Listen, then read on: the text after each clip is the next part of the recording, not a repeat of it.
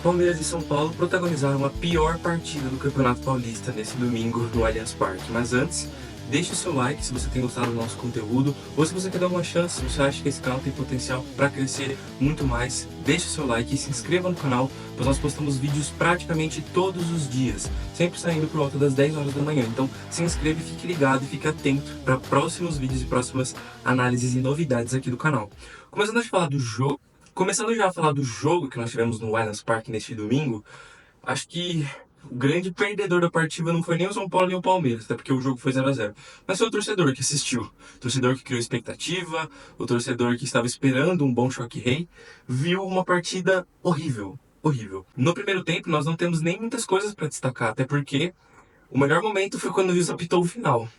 Logo aos 3 minutos, o Maurício, num lance muito bobo, acabou, acredito que deslocando o seu ombro direito. Ele saiu machucado, ele depois voltou para assistir o jogo no banco de reservas com a tipoia e estava chorando muito, muito emocionado.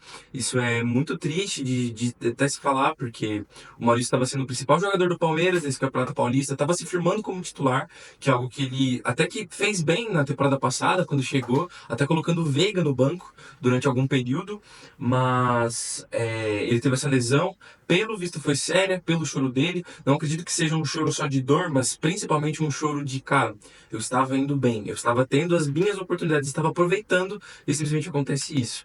E no lugar entrou o Estevão, que nos surpreendeu dele ter começado no banco e o Flaco Lopes ter começado no time titular. Mas aí o Estevão entrou e, olhando para o lado do São Paulo, também muitas mudanças, sem Oscar e sem o Lucas no time titular. Eles entraram no segundo tempo. E um sistema de jogo diferente que o Zubeldia tem utilizado para enfrentar o Palmeiras. Ele usou esse sistema nas duas partidas do Brasileirão do ano passado e usou esse sistema hoje também, que é um sistema com 3 zagueiros, com o Arboleda e o Juan abertos. Para falar da primeira etapa, a gente não teve praticamente nada de relevante no jogo. Pouquíssimas finalizações, os goleiros não trabalharam no primeiro tempo, e a sensação que a gente teve foi de um São Paulo que não queria que o jogo acontecesse, porque eram 5, 10 minutos de jogo, o Zubeldia gritando loucamente no canto, parando o jogo em vários momentos. A cada tiro de meta era 30 segundos a mais, era 40 segundos a mais. Cada jogada, o jogador do São Paulo caía, ficava um tempinho a mais, praticando antijogo. E nós não tivemos uma atitude do árbitro em relação a isso. Por outro lado, o Palmeiras não fez muito o que merecer para sair com a vitória no primeiro tempo. Não tinha muita movimentação, não tinha muita triangulação. Para falar a respeito do estilo de jogo do São Paulo, teve um exemplo muito claro, onde o Mike ele teve um embate com o Caleb de joelho, com o joelho caiu no chão machucado. Só que a bola estava no ataque do São Paulo e sobrou no pé do Luciano. Ele poderia ir para cima, ele tinha opções de passe, poderia ser um bom ataque para a equipe do São Paulo, mas ele simplesmente olhou assim, jogou a bola para fora, sabe? Aquele jogo morno. O São Paulo quis deixar o jogo muito morno no primeiro tempo. No segundo tempo também. Só que no primeiro tempo isso ficou muito nítido, pela maneira até que o Palmeiras jogou, que aceitou essa mornidão que o São Paulo propôs para o time, e acabou que nós não tivemos praticamente nada de lance importante.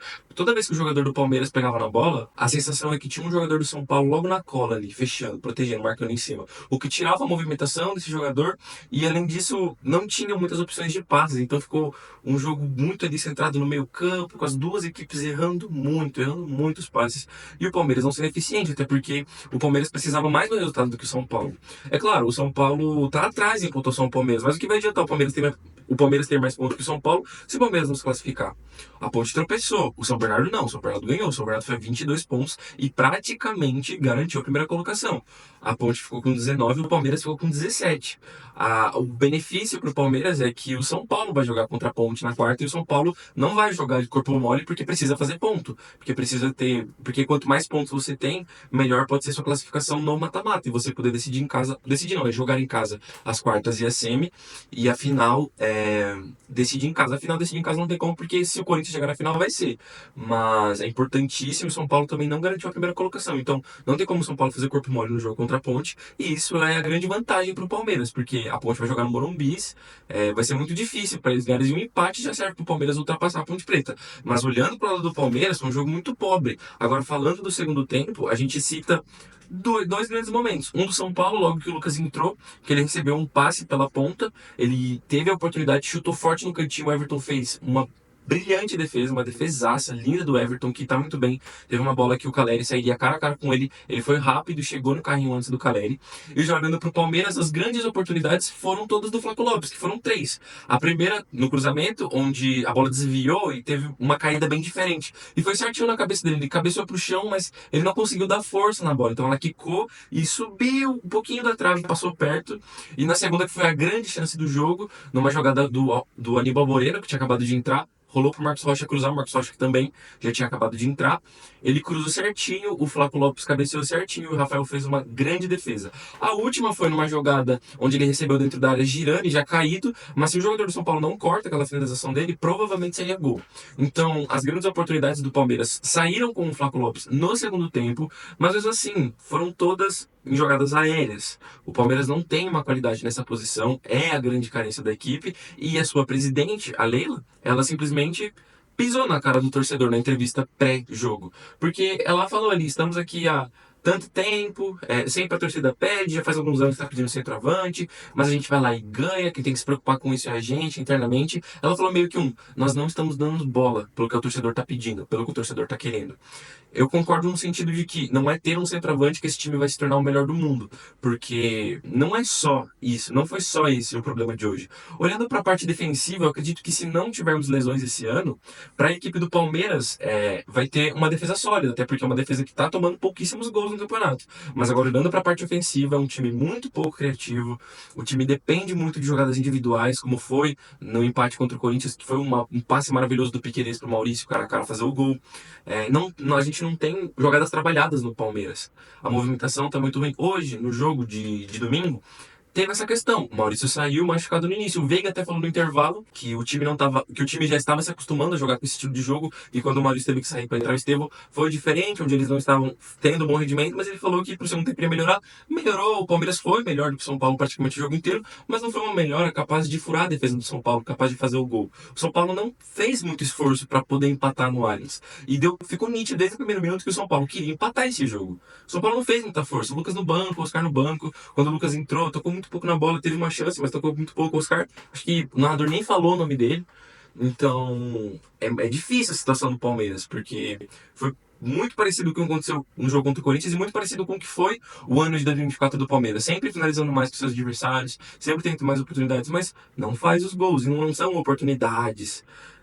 E o jogo foi tão ruim que pros craques da partida tava o Everton e o Rafael, sendo que o Everton fez uma defesa no jogo e o Rafael fez duas, sendo que a outra foi um chute de fora da área do Richard Rios, inclusive fez mais uma partida horrorosa, onde ele encaixou. Então não é que foi um 0x0 onde os goleiros brilharam, 3, 4, 5 defesas para cada goleiro. Não, simplesmente a gente não teve quase nada de defesa e acabamos tendo um jogo horrível. É o que impacta muito negativo para a continuação do campeonato e principalmente pro Palmeiras. Olhando pro lado tricolor, a torcida também tem que ficar muito chateado, tem que ficar pistola, porque o São Paulo não jogou nada contra o Inter de Limeira, tomou 3 gols do Velo Clube, não quis jogar no Allianz Parque, conseguiu o resultado, mas em relação ao desempenho foi péssimo, foi horrível. Tem que ser cobrado e eu acredito que a torcida tem que ficar bem brava pelo time ir jogar um clássico dessa maneira, meio... Não foi que nem o Corinthians, que quando ficou com um a menos, decidiu se retrancar total e conseguiu conquistar um empate, mesmo não tendo jogado muito bem. Aqui não, aqui foi desde o primeiro minuto com esse pensamento. Vamos empatar, vamos fazer ser o jogo todo. Não vamos deixar o Palmeiras esquentar na partida. Eu acreditei que o Palmeiras ia conseguir fazer o gol depois que o Flaco Lopes teve a oportunidade para grande defesa do Rafael. E ali o estádio inflamou um pouco, a torcida veio, mas a gente não teve nenhuma resposta dentro de campo.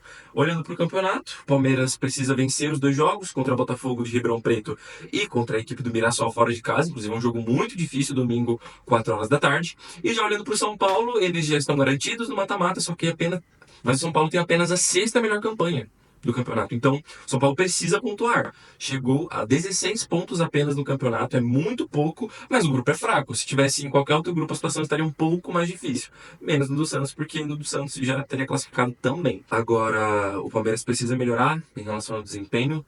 Não é apenas centroavante que vai resolver, mas a Leila vacilou muito no que ela falou. Mas precisa de um entrosamento, precisa de coisas diferentes e coisas que aconteciam que não acontecem mais. E a gente olha para os ex do Palmeiras, né? Hoje teve partida do Atlético Mineiro no Campeonato Mineiro, tivemos a estreia do Carlos Paulista, a estreia do Rony, Scarpa jogando, Gabriel Menino jogando, todo mundo ali, todos ex-palmeirenses jogando juntos pelo Galo agora, e tudo isso com o Hulk ali no meio. E também tivemos a grande notícia dessa noite, que foi o primeiro gol do Neymar. Um belíssimo pênalti, onde ele mesmo foi lá e fez a jogada que recebeu o pênalti. Ele fez um belíssimo gol numa cobrança de pênalti espetacular. Foi até legal de ver atrás do gol todo mundo com uma câmera, com o celular gravando. E o Santos venceu tranquilo Água Santa por 3-1. Tivemos também o primeiro gol do Tassiano com a camisa do Santos e mais um gol do Guilherme se isolando na artilharia.